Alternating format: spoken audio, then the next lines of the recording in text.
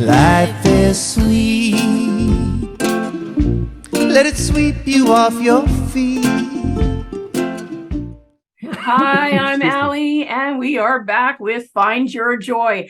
This is really exciting. I met this incredible person. I was on we were panelists together on a very interesting series of talks, and Stuart Elliott. Stuart is known as the soul whisperer. He is recognized for liberating people, well, breaking through their own BS barriers, I think is how we say it. And well, there is so much to dig in and learn about you. So Stuart, welcome, and thank you so much for being here. Well, it's my pleasure to be here. And, I have to echo your first part that the wonderful person, because it was a beautiful panel discussion and it wouldn't have been there without you being a wonderful guest as well. So thank you for that. Oh, well, thanks. It was just, it's so nice to meet somebody and just to be, I was lost. I couldn't think about what I was going to say next because I was so listening to your story and thinking, oh my gosh, this is such an incredible storyteller. Have you always been a storyteller? Do you see yourself as such? Well, I don't know. I mean, I suppose if you ask my parents, I may have told them many, many stories a long time ago. I think what it is it's interesting though, but I think what happens is we go through life and we collect a lot of things, and then we get to a certain point, then we realize that okay, there's a lot of value in what we've collected in our experiences and things like that, and we really have a duty to share them in an engaging way, because we don't know who's going to be listening and what little thing someone can pick up on, just one story, and it could change their life. Yes. I mean, I'll give you an example of that. I was on a networking call, and this gentleman shared something. He'd been working with a lot of teenagers because that's his work, at school level and things like that. And they were doing appreciation. They were just talking about appreciation and how just by looking at someone, you can show, say, 10% more appreciation and make a change. And they were doing experiments in the classes and everything else. And then a couple of days later, one of the students said, he was getting on the school bus one morning and he saw a fellow student and he thought, okay, let me see what happens. And he just showed that, just looked at him, didn't say anything, just looked at him in a more appreciative way. So, look, I recognize you. And he found out later that this particular student had already decided to commit suicide that day. But that interaction, just that little extra couple of seconds interaction changed his life. It stopped him because he felt appreciated. Yeah. Yes. Wow, and, that's amazing. It's such something that you can't grasp, but when it happens, it just really hits you in a way that is so special. So in some ways, it's selfish to keep all the stories to ourselves because we don't know who's going to be listening. And I love that. That appreciation is a beautiful thing. And, a lot of the indigenous peoples have more of an appreciative way of looking at others. In South Africa, the Zulu tribe, their greeting, Sawubona, means I see you. I see everything about you. I see your struggles, your this and that, and I really appreciate you. Say that word again, please. Sawubona. Sawubona. Yeah. And the answer is Shiboka, which means I exist for you. So that just saying hello is a way of recognizing the person, not just seeing a body.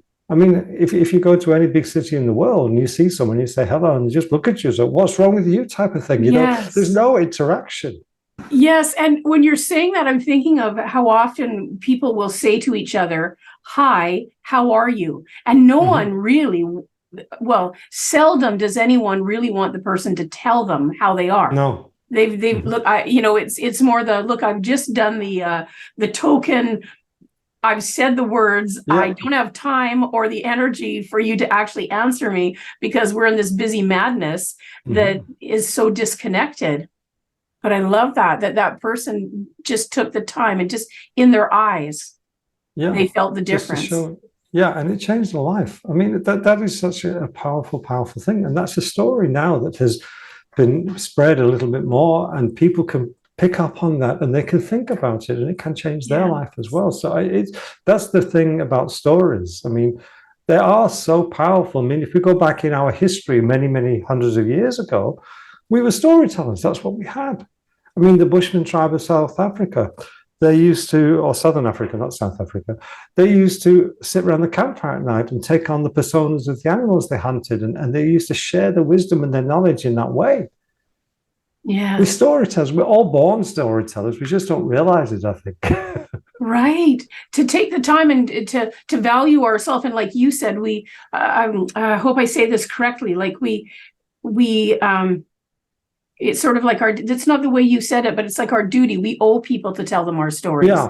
Yeah. I forget, you said it in a much, I like the way you said it better, but basically it's how important it is for us to share our stories with each other. Yeah, and it is in some ways a duty that, I was told by a mentor a long time ago that we have this duty, or maybe duty is not the right word, but we have to become a collector and a sharer of stories. Mm. And it's not necessarily my stories, because a lot of people think, okay, well, no one's interested in my stories, but you hear stories every day, just like I've told you a couple of stories already. Now you can share those with other people, and they can share them with other people, and the stories spread, and that message will reach the person who needs to hear it. And like you said, it could be our story or not. And I think too, it's unfortunate that people have come to a place where sometimes we feel like, some of us can feel like, what did you say? My story's not important. Yeah, like all of our stories are important. It goes down to, I'm not important, really, doesn't it? At the end of the day. And there's not a human there's not a being on the planet that doesn't have a wonderful story, and we're all important. Everybody's important. Yeah, I mean, on that note, something really, really moved me on Saturday. I was just looking on LinkedIn, and I noticed a post there by, I think it's the Elephant Foundation, about these people in part of Kenya who live near the Tsavo National Park, or between there's the Tsavo East and Tsavo West. But there's a migration route for the elephants, and their village is basically on that route. And the guy said, the elephants are our brothers. Mm. And they mix with each other. The children are playing in the area, and the elephants just walk past casually as they're going on to their thing. They're coexisting. And that's what you just said, which is so special. And that really hit me. That was such a beautiful, beautiful post. And it's on my LinkedIn profile. I reposted. I had to, because it just hit me in a special place. Yeah. That is what it's about, being connected, not to just a person, but to the whole ecosystem, to the whole world, the whole planet. And that's what's so special. And as we're sitting here, you're sharing the stories because we're on a podcast. Right. So you're doing that part as well. So it's so special that we can do these things. And we don't know, as I say, who needs to hear that one little thing. And it's true. Sometimes I know for myself, I've wondered, and I actually had a listener who is someone who knew me from several different platforms. She kind of said them all together. So I knew that by her words, I knew that she had listened to my podcast, she'd seen my live Facebooks, and she'd read my book. I knew because she called them a name that none of them are, but they all brought them together. That part isn't, I don't know how important that part is, but she reached out from opposite end of the world from me and said that you shared that thing. It was something I'd shared that day on, I have this thing called Mahalo Mondays where we do gratitude and breath work and meditation. I do it live on Facebook, but she said that you had shared that thing. So I didn't create what I shared. Right. I didn't, it wasn't a great thing that I created and I did. I shared what someone taught me. Someone was kind enough and generous enough to teach me this thing. And then I shared it with anyone who would like to listen to it. And this person told me that they had been really struggling with mental health issues and that it impacted them. And, it changed everything for me because I love the stories and I love the connection. But I don't know that I knew before then the reach. Yeah. And like you're saying, these stories, like I'm going to remember the story of looking at a person with appreciation. I'll remember that. Yeah. It just makes such a big difference, doesn't it? And we, as I say, that's why, So a lot of people think their story is not important because they don't Mm. see the potential reach. And maybe the person you're talking to, they just collect it and it's there sitting, dormant. But Yes. something somewhere along the way will trigger it. Say, okay, I remember this story. You know what? Let me share it with you. And then that affects somebody, or then they take it somewhere else. So it's never dormant. It's never unimportant. It's always important. And of Yes. course, if we share stories, we have a better conversation with people because we tend to relax them.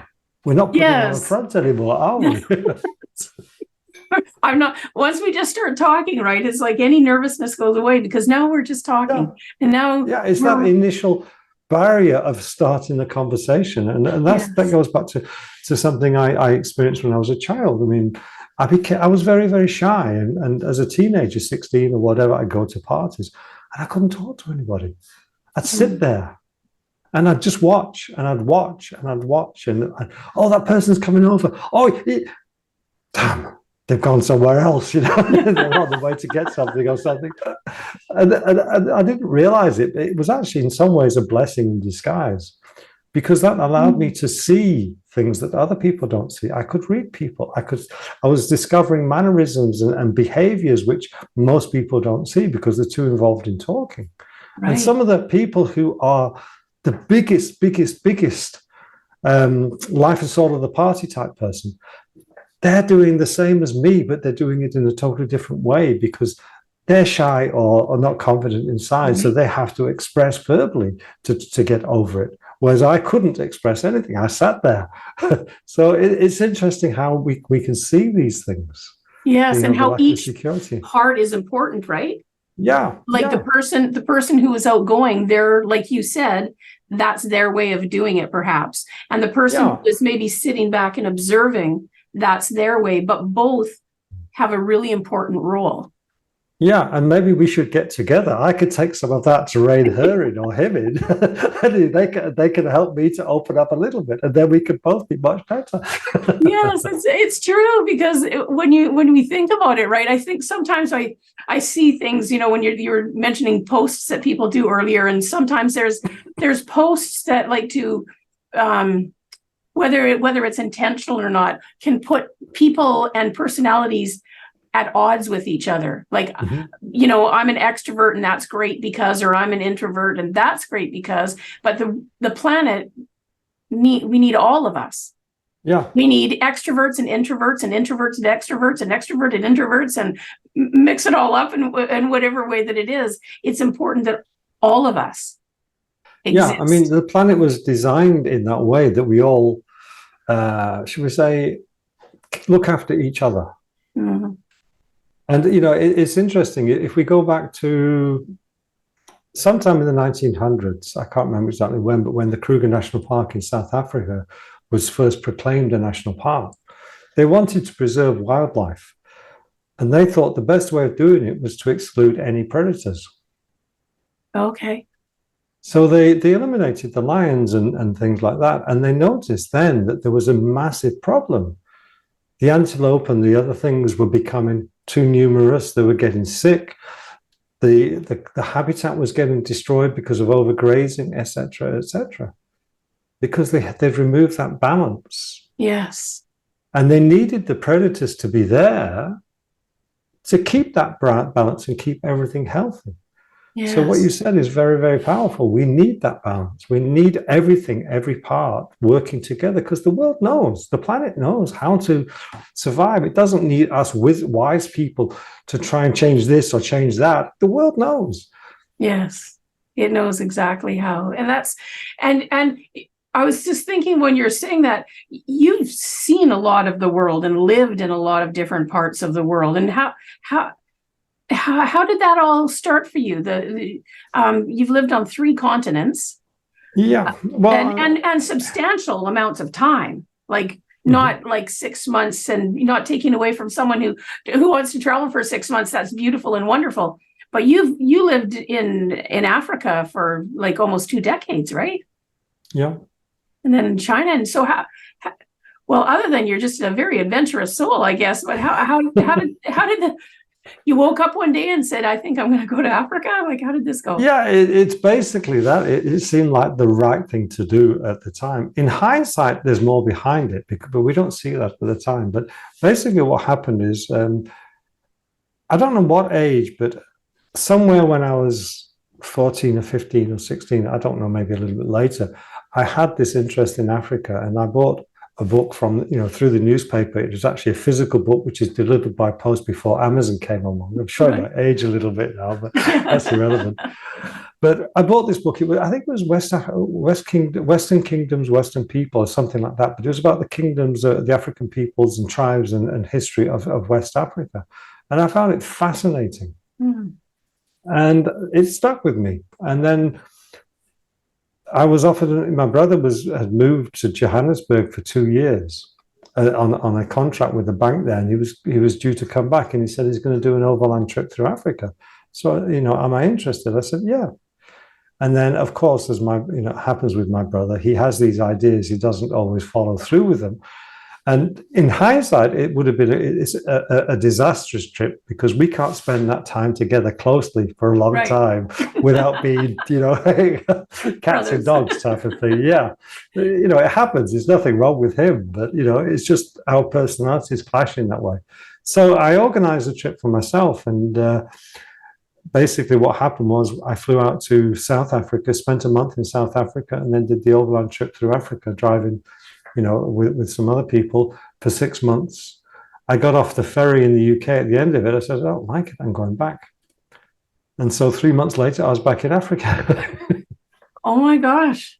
And the rest is history, as they say. Yeah, well, yeah, I mean, there's a lot there. But what I noticed was I got into that comfort zone, which people do. We're living in this little box. This is our world. And I think I felt that was trapping me. This is hindsight looking back on it. Because, I just didn't fit into the UK anymore after I came back through Africa. There was just so much more. And when I said to the friends who, I'd hung around with at school and after school and everything else with, I said, I'm going to Africa, but, you can come and visit, because at that time, the exchange rate was so low. You could go to, South Africa, spend a month or more there, living like a king on less than you pay for a 2-week package holiday to the south of France or Spain or wherever it is that people go. And nobody came. Nobody came. They made excuses. There's lions walking down the streets. There's this, there's that, there's elephants. There's all sorts of reasons why they didn't do it, but they were in that comfort zone. It was too challenging to go outside. And that's where a lot of people lived. It was there. And at that time, it was my BS barrier. And that's where this whole thing came. Right. And then a few years later, I went back to visit my parents. And I hadn't told anybody apart from my parents I was going there. And I said to them, I'm going to go down the pub one night. And I went down the pub. And there were my friends. As I walked in the door, I saw one of them at the bar getting some beer. So I walked up behind him, and excuse the language, but I said, where's my effing beer? Yeah. Because that's the way we spoke to each other. That's right. That's right. And he's like, oh, let me get one. Because he was more embarrassed that he'd been caught out not buying around than in the UK. It's a very, very big thing, part of the social structure. You go to the pub, you meet people in the pub, you buy around. It's your turn, then it's my turn, then it's your turn, then you don't skip. It's part of the thing. And if we leave off the night and it's my turn, next time it's my turn again. That's the regular thing. So it's a big thing. So he was more flustered about that, and he got me a beer. And then he said, I'm not seeing you for a while. Where have you been, type of thing. He said, no, I'm living in Africa. Oh, that's right. He says, yeah, that's right. Did you see the match on telly last night? And that was the end of the conversation. Dead. He was in that BS. Yes. He had a whole book before him. He had front and center someone who had been on the ground in Africa for a few years now. And instead of opening that book and allowing all those stories to pour out, he needed to go to what was comfortable. Yeah, and that's where we live. We live in that comfort zone. And I think there's a little bit more that maybe I threaten them with change. Right. By leaving. And there's a resentment that can dig in from that. Yeah, yes. How dare What is you that? make me change? Yes, and you Oh, left us. There's yeah, you ran I've away, you noticed that. deserted. Yeah. I have experienced that. Anyways, I've experienced that.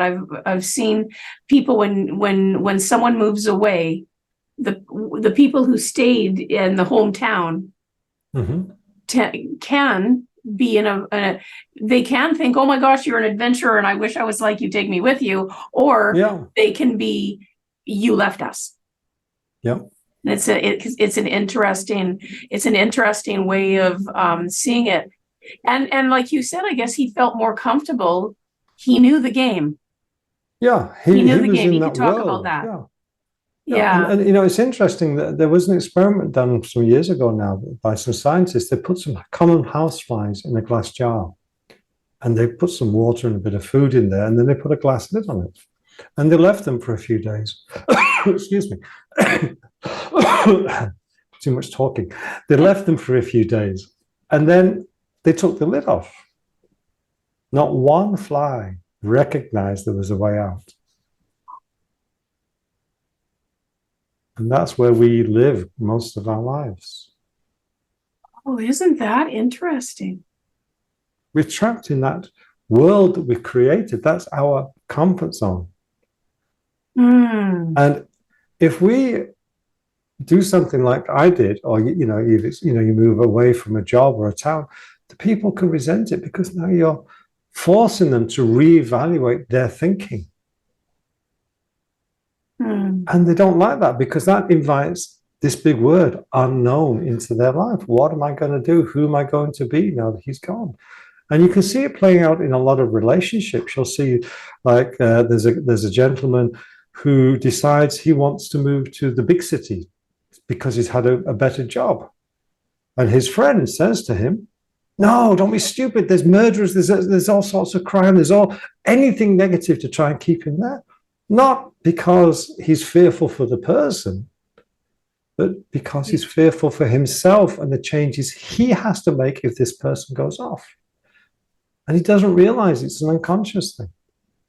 It's interesting. I've heard people voice feeling abandoned by people that have moved out of town, or it's an interesting thing. And we've chatted with our friends who have, some people experience it, some people don't. You know, our friends, we live in Victoria. In our little circle, hardly any of us are originally from here. Maybe they're military members, or maybe they just moved here from wherever. But I've heard often friends say, well, not a few times, friends say that their family actually had said, like, you left us. Yeah. And it's interesting. You know, it's an interesting concept because they never, of course, that person never considered that they were leaving anyone. They were going to something. Yeah. You know, they were growing. Yes. They were growing. And, they needed to go and live their life. And I'll tell you how challenging it can be for some people to have that change. I was talking to a lady some months ago now, and she opened the conversation. She was about 40, maybe, something around that age. But she opened the conversation with, I've just lost my two boys.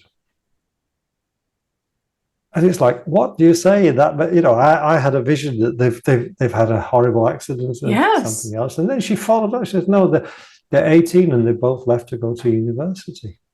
Oh, I thought they died. Oh. Yeah, well, that was the way she stated. But if you think about it a little bit more deeply, they had died in her mind because she hadn't accepted the change that she had to make.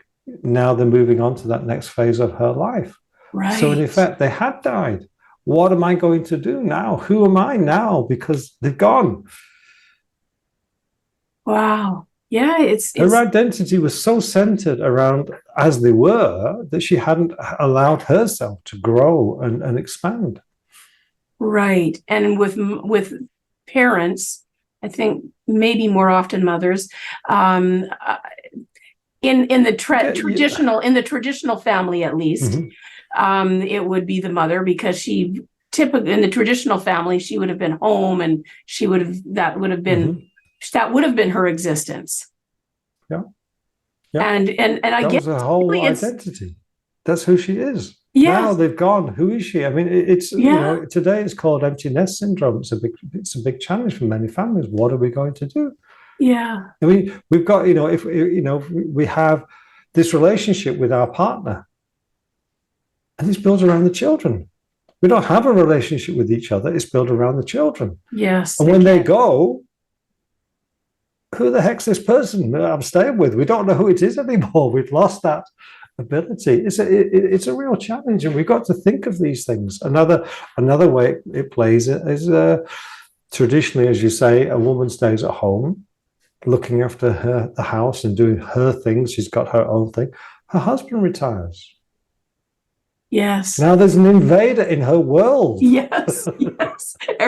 Everything that she had all done really well, or even when with couples now, with both partners working, there's still all these. And then what it brings me back to is the first story that you told, stopping and remembering to just look in each other's eyes with appreciation. Start there. That's what I think of when you're saying this. If someone's listening, I'm thinking, if that's where you're at, just start with the look. If you don't know what to say yet, you don't know how to handle anything yet, just look 2 seconds with appreciation and see what starts to shift in that relationship. Yeah. Because it's, there was a reason for the relationship, and there's got to be something or a lot of things in that relationship that you can appreciate, even if at the moment you've got a very challenging relationship. Yeah, I love that. I'm looking at the time, and what I'm going to ask, because there is so much for us to chat about. I want to hear so much about this breaking the BS barrier, and I'm thinking, oh my gosh, we're just getting warmed up. I am, because I'm in a closed up room, but that's another story. I'm melting over here, but that's okay. No, you're in a very warm place. But if it's okay with you, if we wrap this part up, and we'll have a part 2 of our discussion, if that's okay. If you have I did warn you beforehand that I could talk for a long time. I'm ready. I'm rolling up my sleeves. Okay, so let's do that then. That's awesome. Well, Stuart, thank you so much for being here today. And to our listeners, thank you so much for being with us. This is Ali, and do remember to find your joy. We'll see you next time. Thanks so much for joining me today. If you found a piece of your joy in this episode, I would love to hear about what came up for you so that we can continue to grow the impact of this show. Thanks again. See you soon. And remember, find your joy.